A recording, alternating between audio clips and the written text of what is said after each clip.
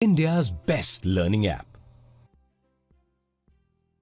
Hello and welcome to this classes of science. बच्चों, CBSE Junction के इस online platform पर मैं मनीष श्रवण एक बार फिर से आप सबों का स्वागत करता हूं।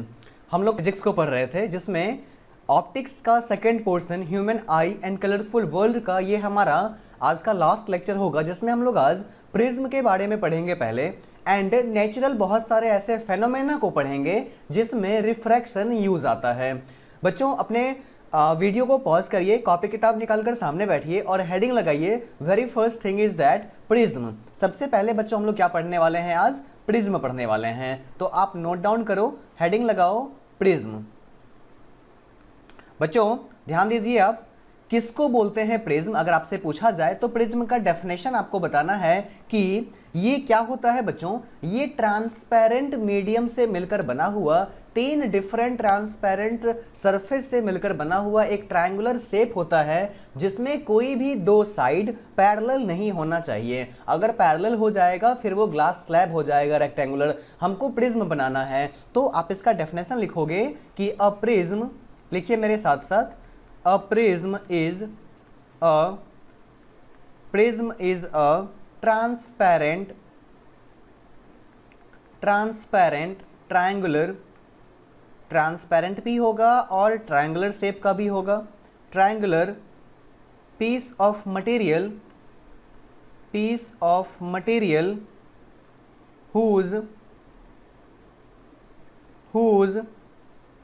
any two adjacent face whose any two adjacent face are not parallel, ये पैरेलल का साइन है। किसी भी दो फेस को एक दूसरे के पैरेलल नहीं होना चाहिए। हम लोग ड्रॉ करते हैं प्रिज्म को, एक बार ध्यान से देखिए बच्चों। ये एक 3D मॉडल है, लेकिन अभी तो हमको हमारे सामने स्क्रीन पे 2D में ही दिखाई देगा, आपको बस एज्यूम करना है। तो इस तरीके से ये हमारा उसका सरफेस 1 हो गया, ये सरफेस 2 हो गया एंड सरफेस 3। हम नाम लिखते हैं इसके तीनों वर्टिसेस का, एक को हमने कहा ए, एक को हमने कहा बी और एक को हमने कहा सी। बच्चों कुछ डायग्राम्स हम इस पे बना रहे हैं, कलर मैं चेंज कर देता हूं पहले, ताकि आपको चीज़ें आसानी से समझ में आने लगे। हम लोग इसको एक अलग कलर से दिखाते हैं। सपोज करिए मैंने इसके लिए यूज़ कर रहा मैं ब्लू, और अभी हम क्या कर रहे हैं, हम एक लाइट को इंसिडेंट करवाते हैं इस प्रिज्म के ऊपर में। ये देखिए, मैंने एक लाइट को इंसिडेंट करवाया है इस प्रिज्म के ऊपर में। यहाँ आप नाम लिखोगे P, और ये जो लाइट है वो है PQ। ये इस पॉइंट पे यहाँ पर टच कर रहा है प्रिज्म को, एंड टच करने के बाद चूंकि ये रेयर से डेंसर में जा रहा है तो नॉर्मल के टुवर्ड्स बेंड होगा, तो ये लाइट कुछ इस तरीके से बेंड हो जाएगा, एंड यहाँ आने के बाद और फिर से ये एक बार रिफ्लेक्ट होगा, नॉर्मल से दूर जाएगा और कुछ इस तरीके से ये बाहर निकलेगा। हम यहाँ नाम लिखते हैं इसका S, यहाँ पर नाम लिखते हैं R, इस पॉइंट को हम बोलते हैं E, एंड इस पॉइंट को हम बोलते हैं बच्चों कैपिटल E। अब ध्यान से देखना है हमको, यहाँ पर अगर हम इस पॉइंट पे अपना नॉर्मल ड्रॉ करें, एग्जैक्ट इस पॉइंट पे, तो देखो नॉर्मल किस तरीके से हमारा बनेगा। ध्यान देना बच्चों, यहाँ अगर हम नॉर्मल ड्रॉ करें तो कुछ इस तरीके से बन करके आएगा। समझ में आ रही है बात? दूसरी बात, अगर हम यहाँ इस सरफेस पे नॉर्मल ड्रॉ करें तो ये नॉर्मल कुछ इस तरीके से बनेगा, एंड ये दोनों नॉर्मल्स एक दूसरे को यहाँ पर इंटरसेक्ट करेंगे इस पॉइंट पर। ठीक है ना बच्चों? यहाँ पर इस पॉइंट पर मैं इसको कलर कर दे रहा हूँ, ये एंगल बना इन दोनों के नॉर्मल्स के बीच में। अब चलिए देखते हैं यहाँ पर क्या क्या चीज़ें हो रही हैं। सबसे पहली बात, अगर हम इस एंगल की बात करें तो ये हमारा है एंगल ऑफ इंसिडेंस। क्यों? क्योंकि ये नॉर्मल के साथ बना हुआ एंगल है। अगर हम इस एंगल की बात करें तो ये हमारा रिफ्रैक्टिव एंगल है। और फिर अगर इस सरफेस के लिए हम देखेंगे तो यहाँ इस सरफेस पे नॉर्मल के साथ जो ये एंगल बन रहा है, ये एंगल ऑफ इमरजेंस आप इसको कह सकते हैं, या एंगल ऑफ रिफ्लेक्शन। ई को यहाँ से मिटा दीजिए, ये एंगल ऑफ इमरजेंस यहाँ पर हो गया। ये बात को हमको ध्यान रखना है। चलिए उसके बाद बच्चों, सपोज करते हैं कि ये जो लाइट है वो पीछे अगर हम इसको बढ़ाते तो ये दोनों ही लाइट आपस में पीछे कुछ यहाँ पर ये लोग कट रहे होते हैं। आप एक यहाँ भी एक पॉइंट लिख लीजिए D। ठीक है, चलिए फिगर थोड़ा कॉम्प्लेक्स हो गया, एक एक करके हम इन सारे ही चीज़ों को अब पहले लिखेंगे इन द मीन्स की आराम से देखेंगे कि यहाँ पर कौन सी चीज़ें किसको रिप्रेजेंट कर रही हैं। ध्यान से देखिएगा बच्चों, यहाँ पर सबसे पहले हमको मिला PE, कोई पूछेगा पीई क्या था तो हम कहेंगे इंसिडेंट रे। पीई के बारे में पूछा जाएगा तो हम क्या कहेंगे, वो है हमारा इंसिडेंट रे। अगेन अगर हमसे ईएफ के बारे में पूछा जाएगा तो हम उसको बोलेंगे वो है रिफ्रैक्टेड रे। सर कहाँ दिख रहा है आपको ई, तो ये देखिए आपका यहाँ से लेकर के यहाँ तक, इसको हम नाम देते हैं एफ। तो यहाँ से लेकर के यहाँ तक जो रे है वो हमारा कौन सा रे हो गया, रिफ्रैक्टेड रे, रिफ्रैक्टेड रे। अगेन उसके बाद देखो बच्चों एफ एस आपको दिख रहा होगा, एफ एस जो है वो इमरजेंट रे है। कौन सा रे है, emergent, emergent ray. F S को हमने क्या कहा, इमरजेंट रे। चलिए एफ एस के बाद अब हम बात करेंगे एंगल्स की। ध्यान दीजिए यहाँ पर आपको एंगल ए दिख रहा होगा जो कि है एंगल ऑफ प्रिज्म। अगर हम बात करें एंगल ए की तो वो क्या कहलाएगा, एंगल ऑफ प्रिज्म, प्रिज्म। दूसरी बात अगर हम बात करें एंगल आई की तो वो क्या हो गया, एंगल ऑफ इंसिडेंस। उसको हम क्या बोलेंगे, एंगल ऑफ इंसिडेंस। उसके बाद अगर हम बात करें एंगल आर की, आपको दिख रहा है एंगल आर कहाँ पर है, ये रहा। अगर हम बात करेंगे एंगल आर की तो हम इसको क्या कहेंगे, एंगल ऑफ रिफ्रैक्शन। ये क्या हो जाएगा, एंगल ऑफ रिफ्रैक्शन। सभी चीज़ों को ध्यान से आपको देखना है। चलिए उसके बाद हम देखेंगे एंगल ई की, इसके बारे में हम पढ़ेंगे। इसको हम लोग बोलेंगे एंगल ऑफ इमरजेंस। क्या बोलेंगे इसको हम लोग, angle of emergence, GENCE, angle of emergence. And angle E के बाद बच्चों ध्यान से देखिएगा, हम लोग एंगल डी एक देखेंगे जिसको हम लोग बोलेंगे एंगल ऑफ डेविएशन। ये डी क्या कहलाएगा, angle of deviation, angle of deviation. दिखा आपको। चलिए आगे बढ़ते हैं बच्चों। एंगल ऑफ डेविएशन के बाद उसके बाद फिर हम इस चीज़ों को एक दूसरे से रिलेट करेंगे और कुछ थ्योरीज को पढ़ेंगे। देखिए ध्यान से समझिए आप, ये जो प्रिज्म है ना, ये ऐसे इस तरीके से बनाया जाता है ताकि इससे होकर के जो भी लाइट इंसिडेंट करें वो उसको एक अलग तरीके से बेंड कर दें, एंगल ऑफ डेविएशन बना करके। ठीक है ना। तो प्रिज्म को कुछ इस तरीके से डिज़ाइन किया जाता है कि वो लाइट बाहर मान लो रेयर मीडियम से डेंसर मीडियम में इन तो होगा, इन होने के बाद जब वो अगेन आउट होगा ना, ध्यान से देखो यहाँ होता क्या है, ये हमारा इंसिडेंट रे, ये हमारा नॉर्मल।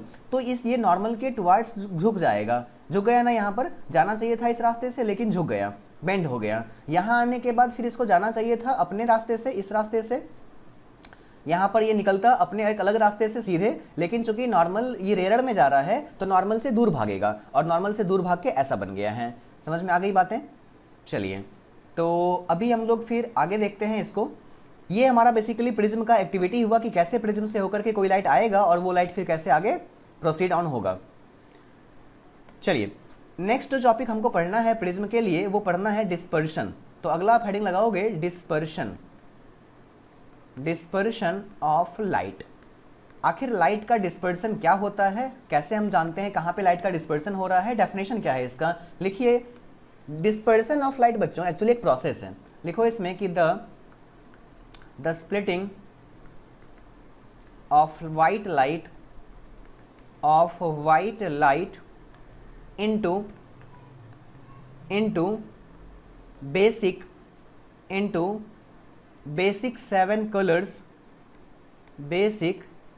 7 colors। और ये कब होगा, तो when passing through a prism। जब हम एक वाइट लाइट को प्रिज्म से होकर के गुजारेंगे तो बेसिकली वाइट लाइट जो होता है वो कॉम्बिनेशन होता है अलग अलग लाइट्स का, जिनका वेवलेंथ डिफरेंट होता है, जिनका फ्रीक्वेंसी डिफरेंट होता है। तो जब वो इन करते हैं किसी एक प्रिज्म के अंदर में तो वो अलग अलग तरह से बिखर जाते हैं, डिस्पर्स हो जाते हैं। इसी प्रोसेस को हम क्या बोलते हैं, डिस्पर्शन, है ना। Through a prism is called dispersion. अभी हम लोग फिर से पढ़ेंगे इस चीज को, इज कॉल्ड डिस्पर्शन। तो डिस्पर्शन क्या हो गया, बेसिकली एक प्रिज्म से होकर के लाइट का अपने फंडामेंटल पार्टिकल्स में टूट जाना ही क्या कहलाता है, डिस्पर्शन। ठीक है ना बच्चों, याद रखिएगा। अगली बात, इसी डिस्पर्शन से जो चीज़ें मिलती है हम उसको बोलते हैं स्पेक्ट्रम। तो पहले तो हम लोग देख लेते हैं डिस्पर्शन होता क्या है। ध्यान दो यहाँ पर, ये मान के चलो कि हमारा प्रिज्म है और प्रिज्म के बाहर यहाँ पर आपने एक लाइट, वाइट लाइट इसके अंदर में भेजा। जो लाइट रिफ्रैक्ट होके ऐसे गया और यहाँ आके अगेन जो है सो ये स्प्लिट आउट हो गया। और इस तरीके से हम इसको देखते हैं कि सपोज करिए यहाँ से कुछ लाइट ऐसी हुई जो मान के चलो एक लाइट ऐसी आई जो ऐसे निकली, ठीक है ना, दूसरी लाइट ऐसे आई जो ऐसे निकली, एक तीसरी लाइट होगी जो इस तरीके से आएगी ऐसे निकलेगी, चौथी इस तरीके से निकली, है ना, पांचवी एक इसके बीच में यहाँ से सपोज करो ऐसे निकली, छठी एक यहाँ आई एंड सातवीं सबसे नीचे। तो बच्चों बेसिकली क्या होता है, सबसे ऊपर जो लाइट होता है ना वो होता है हमारा रेड, रेड के बाद होता है कौन, ऑरेंज, ऑरेंज के बाद कौन होता है येलो, येलो के बाद कौन होता है ग्रीन, एंड ग्रीन के बाद कौन होता है ब्लू, ब्लू के बाद कौन होता है इंडिगो, और उसके बाद कौन होता है वायलेट। आप इसको नीचे से ऊपर की तरफ एक ऑर्डर में याद रख सकते हो, यही है विबग्योर। क्या कहलाता है ये, विबग्योर, VIBGYOR, विबग्योर, ठीक है ना बच्चों, याद रखना है। तो अगर हम क्या करें, एक प्रिज्म के सामने यहाँ पर एक स्क्रीन रख दें, क्या रख दें, प्रिज्म के सामने हम यहाँ पर एक स्क्रीन रख दें, तो उस पर अलग अलग लाइट्स ऊपर से नीचे तक एक स्पेसिफिक ऑर्डर में अरेंज हो जाएंगे और इसी अरेंजमेंट को हम क्या बोलते हैं, स्पेक्ट्रम बोलते हैं। तो अगला हेडिंग लगाओ आप, स्पेक्ट्रम किसको बोलते हैं। नेक्स्ट हेडिंग लगाइए स्पेक्ट्रम, लिखिए स्पेक्ट्रम। बताइए स्पेक्ट्रम क्या होता है, लिखो इसके अंदर कि the band of 7 colors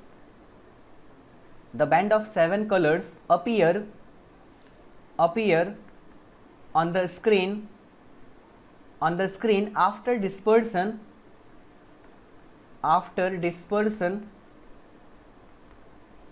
is called spectrum।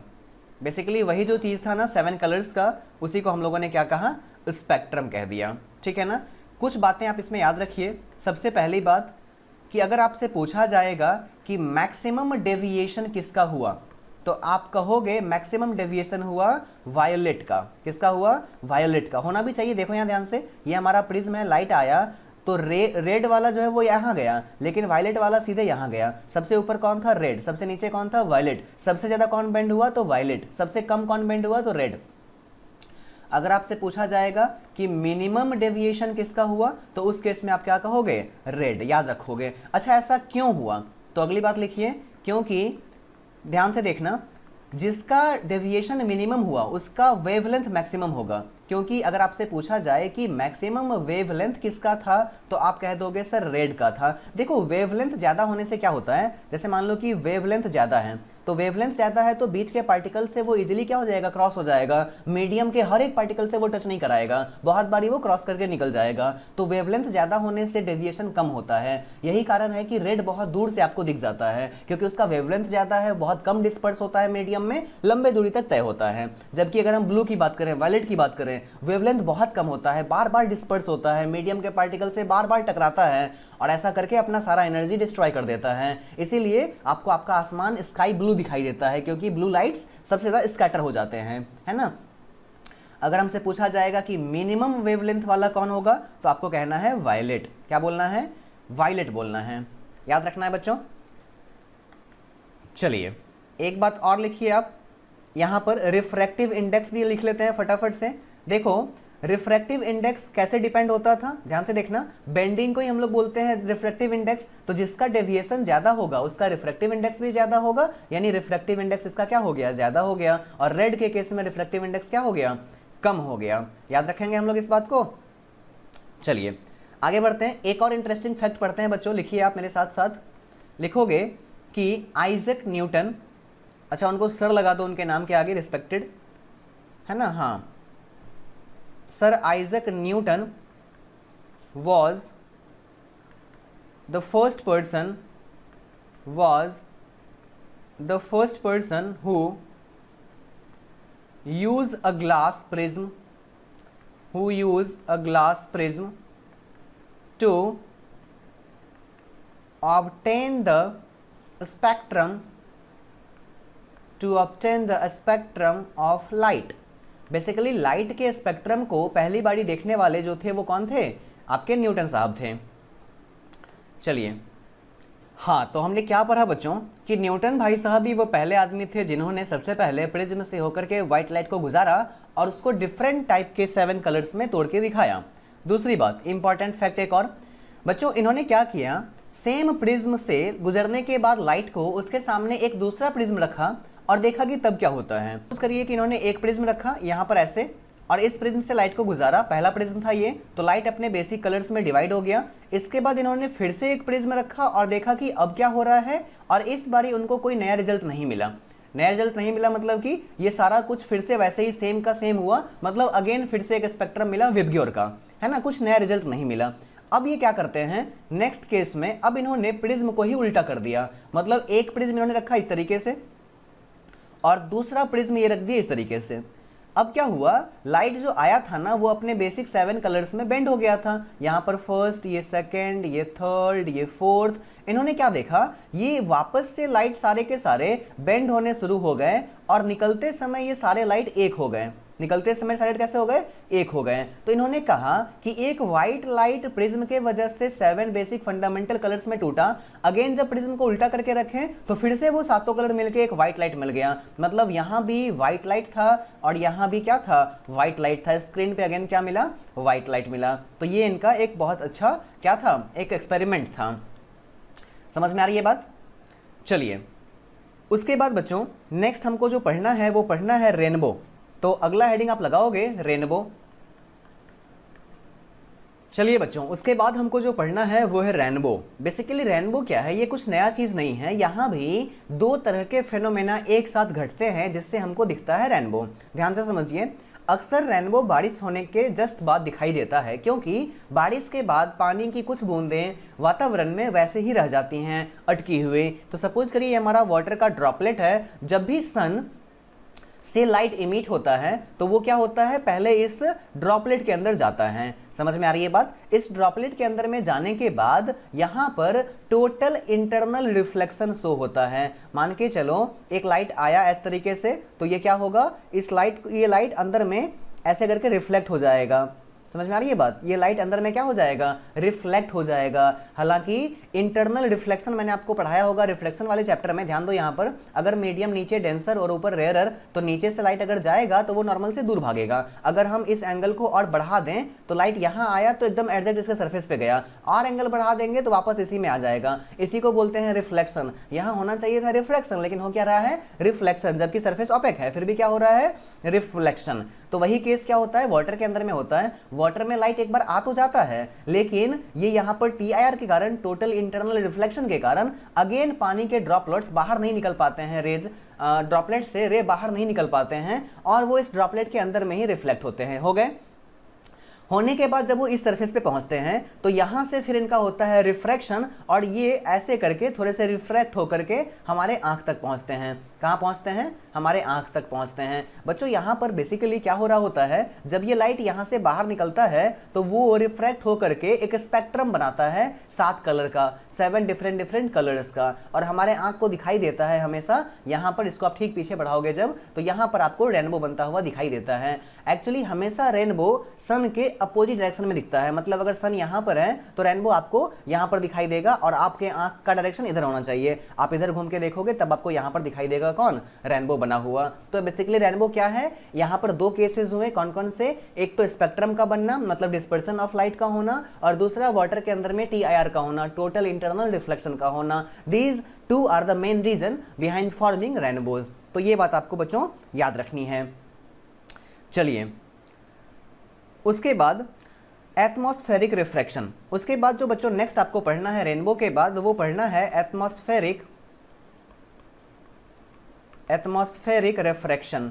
Atmosphere में कैसा रिफ्रैक्शन होता है वो देखना है। ध्यान दो, बेसिकली अगर ये हमारा अर्थ का सरफेस है और ये एटमॉस्फेयर का डिफरेंट लेयर है, तो एक्चुअली होता क्या है कि जो ऊपर का पार्ट होता है ना, ध्यान से देखना, एटमॉस्फेयर का जो ऊपर का पार्ट होता है वहाँ बेसिकली गर्म हवा ज़्यादा रहता है, हॉट एयर यहाँ पे भरे हुए रहते हैं रिस्पेक्ट में, और धरती के नीचे जो है वो रिस्पेक्टिवली कोल्ड एयर भरे हुए रहते हैं। तो जब यहाँ पर हॉट एयर भरे हुए रहेंगे तो ये मीडियम रिस्पेक्टिवली कैसा हो जाएगा, रेयर हो जाएगा, और यहाँ पर कोल्ड है तो ये मीडियम कैसा हो जाएगा, डेंसर हो जाएगा। और जब लाइट हमारा एनवायरनमेंट में इन करेगा तो बीच में एक ऐसे पार्टीशन बनेगा जहाँ ऊपर रेयर और नीचे डेंसर, और लाइट जब आएगा तो आने के बाद रेयर से डेंसर में जा रहा है, नॉर्मल के टुवर्ड्स झुक जाएगा। तो कुछ इस तरीके से हमको ये लाइट ऐसे आते हुए यहाँ से दिखाई देगा। समझ में आ रही है बात? तो इसीलिए जो है सो स्टार्स का पोजीशन एक्यूरेट हम नहीं देख पाते हैं। इन सब चीज़ों को भी आपको इस चैप्टर में पढ़ना होगा, है ना। अगली बात बच्चों, ट्विंकलिंग ऑफ स्टार्स, हेडिंग लगाओ, ट्विंकलिंग ऑफ स्टार। देखो यहाँ भी वही चीज़ कुछ हो रहा है, जैसे मान लो कि यहाँ हमारा धरती है लेकिन यहाँ पर स्टार है ना। एक्चुअल पोजीशन स्टार का यहाँ है, एक्चुअल पोजीशन स्टार का यहाँ है। तो यहाँ से जो लाइट निकला ना वो एटमॉस्फेयर में रिफ्रैक्ट होकर के यहाँ पर हमारे आँख पे आया। तो हमको क्या लगा कि ये लाइट एक्चुअली कहाँ से आ रहा है, तो यहाँ से आ रहा है, जबकि लाइट यहाँ तो था नहीं, लाइट तो यहाँ था। समझ में आ रही है बात?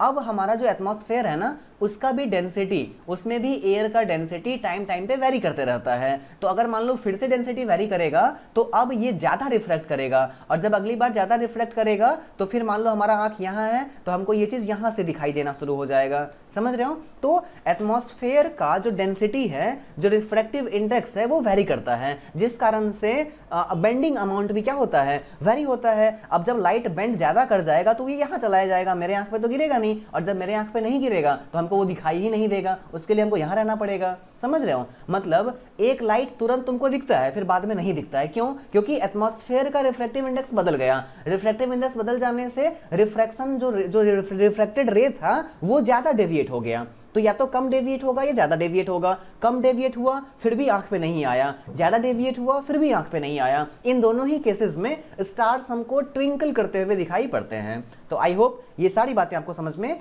आ गई होंगी। इन सब चीज़ों को आप चाहो तो थियोरेटिकली बना के अपने हाथ से लिख लेना बढ़िया से कि क्या क्या प्रोसेस होते हैं यहाँ पर। आगे बढ़ते हैं हम लोग। नेक्स्ट जो आपको पढ़ना है इस चैप्टर में वो पढ़ना है, लिखिए, हेडिंग लगाइए, advance sunrise and delayed sunset. देखो बच्चों ये क्या है, ध्यान से देखना। एक्चुअली देखो होता क्या है, यहाँ हमारा अर्थ है, यहाँ क्या है, हमारा अर्थ है, और सपोज करो ये ईस्ट है और यहाँ से सूरज का सूर्योदय होना है। यहाँ अभी सूरज भगवान है, हम लोग यहाँ पर खड़े हैं, है ना, हम लोग यहाँ पर खड़े हैं। होता क्या है, सन जब आपके हॉरिजॉन से नीचे रहते हैं तब भी उनका रे एटमॉस्फेयर में रिफ्रैक्शन के कारण, मान लो रे यहाँ से निकला और रिफ्रैक्ट होके हमारे आँख तक पहुँच गया। समझ में आ रही है बात? सन यहाँ से निकला और रिफ्रैक्ट होके हमारे आँख तक क्या हो गया, पहुँच गया। तो हमको क्या लगता है कि ये लाइट सन से आ रही है, यानी कुछ यहाँ पर हमको सन का पोजीशन बनता हुआ दिखाई देता है, जबकि एक्चुअल में सन अभी नीचे है। वो जो लाइट आ रहा है वो रिफ्रैक्शन के बाद आ रहा है। जैसे तुम यहाँ हो, तुम्हारा आँख यहाँ पर है सपोज करो, और सन यहाँ पर है, तो सन से एक लाइट निकला जो इस तरीके से एटमॉस्फेयर में गया और यहाँ से रिफ्रैक्ट होकर तुम्हारे आंख पे गया। तो अभी आंख को क्या लगेगा कि सन को वो यहाँ देख पा रहा है। समझ में आ रही है बात? तो ड्यू टू रिफ्रैक्शन हमको लगता है कि सूर्योदय हो गया है, जबकि दरअसल में रियलिटी में तो सन क्या है, हॉरिजॉन से भी नीचे है। ये बात समझ में आ रही है ना? तो इसी को हम लोग बोलते हैं एडवांस सनराइज। मतलब एक्चुअल में सनराइज नहीं हुआ है लेकिन फिर भी आपको लगता है कि सन हॉरिजॉन से ऊपर आ गए हैं। अगली बात, डिलेड सनसेट। देखो जब सन इस तरफ आते हैं वेस्ट में तो यहाँ पर क्या होता है, ये मान के चलो हमारा हॉरिजॉन है, या फिर इसको मानते हैं हम लोग हॉरिजॉन। यहाँ हॉरिजॉन है, यहाँ पर हम लोग खड़े हैं। अब देखो हो क्या रहा है, डिलेड सनसेट। ध्यान से देखना। एक्चुअली क्या होता है कि सन ग्राउंड के नीचे चले गए हैं, मतलब सनसेट हो गया है, लेकिन अभी भी उनका लाइट रिफ्लेक्शन के कारण हमारे आंख तक पहुंच रहा है और हमको लग रहा है कि सन अभी भी कहाँ है, ऊपर है। तो इस केस में सनसेट हो जाने के बावजूद हमको सन दिखाई रहते हैं, मतलब सनसेट में क्या होता है, थोड़ा सा डिले होता है। तो ये बात आपको बच्चों याद रखनी है ना। इसी को हम लोग क्या बोलते हैं, advance sunrise and delayed sunset. चलिए अगला जो टॉपिक आपको पढ़ना है बच्चों, हेडिंग लगाओ, स्कैटरिंग ऑफ लाइट। लाइट का स्कैटर हो जाना, स्कैटरिंग ऑफ लाइट। देखो बेसिकली होता क्या है, लाइट जब ट्रैवल करता है ना मीडियम में, तो वो मीडियम के पार्टिकल से टकराता है, और टकरा करके लाइट भी एक एनर्जी है, तो अपने एनर्जी को डिस्ट्रॉय कर लेता है, और डिस्ट्रॉय करके वो स्कैटर हो जाता है पूरे नेचर में। ये किस बातों पर डिपेंड करेगा? तो ये डिपेंड करेगा वेवलेंथ पे, मतलब scatter of light directly proportional, sorry inversely proportional to its wavelength. इसका क्या मतलब हुआ? इसका मतलब हुआ कि जिसका वेवलेंथ ज्यादा होगा उसका स्कैटरिंग कम होगा। क्यों? क्योंकि वेवलेंथ ज्यादा होने से वो लंबा लंबा वेव बना करके जाएगा, मतलब ज्यादा चांसेस है कि बीच के पार्टिकल से वो ना टकराए। अगर हम यहीं पर बहुत छोटा छोटा वेव बना करके जाएं तो क्या होगा? बहुत ज्यादा बारी हमको मीडियम के पार्टिकल से टकराना पड़ेगा। जब ज्यादा टकराएंगे हम तो मेरा स्कैटरिंग भी ज्यादा होगा, एनर्जी ज्यादा लॉस होगा, और हम पूरे पूरे बिखर जाएंगे। समझ में आ रही है बात?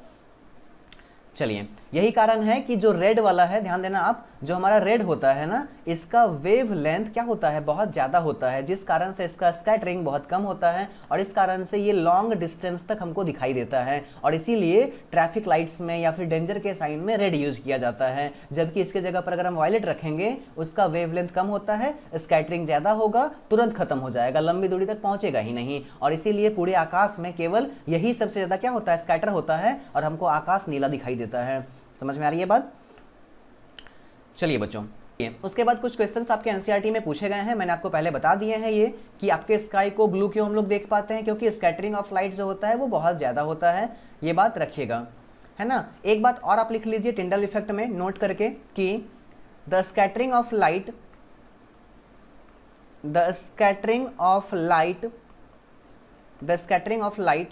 Through colloidal solution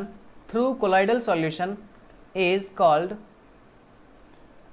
Tyndall effect, ठीक है बच्चों, याद रखिएगा इसको। एक और बात आपसे पूछी जाएगी कि ऐसा क्या होता है कि जब सनसेट हो रहा होता है या सनराइज हो रहा होता है तो उस समय में कलर अलग दिखता है हमको सन का, जबकि जब सन बिल्कुल ही दोपहर का समय रहता है तो वहां सन हमको अलग कलर में दिखता है। देखो बच्चों क्या होता है, हम मान के चलो यहाँ पर है, हमारा अर्थ पे हम है, और यहाँ पर सन है, तो एक्चुअली सनसेट के समय, सनराइज के समय ना सन बहुत दूर होता है, क्योंकि ये जो पाथ है वो इलिप्टिकल है, और बाकी दिनों में सन बहुत नजदीक होते हैं हमारे। समझ में आ रही है बात? तो जब बहुत दूर होते हैं ना, तो यहाँ से यहाँ तक पहुँचते पहुँचते मैक्सिमम लाइट खत्म हो गया रहता है, केवल रेड वाला ही पहुँच पाता है, इसीलिए सन हमको रेडिश ब्राउन दिखाई देता है, रेडिश कलर का दिखाई देता है, ठीक है ना। तो इस चैप्टर में जितने भी तरह के क्वेश्चंस बन सकते थे लॉजिकली, वो सारे चैप्टर्स को हमने, वो सारे टॉपिक्स को हमने कवर करा। आई होप आपको चीज़ें समझ में आई होंगी, अच्छी लगी होंगी। Thank you very much. हम लोग मिलेंगे फिर नेक्स्ट चैप्टर में और पढ़ेंगे magnetic effect of electric current. आज के लिए इतना ही, thank you very much. India's best learning app.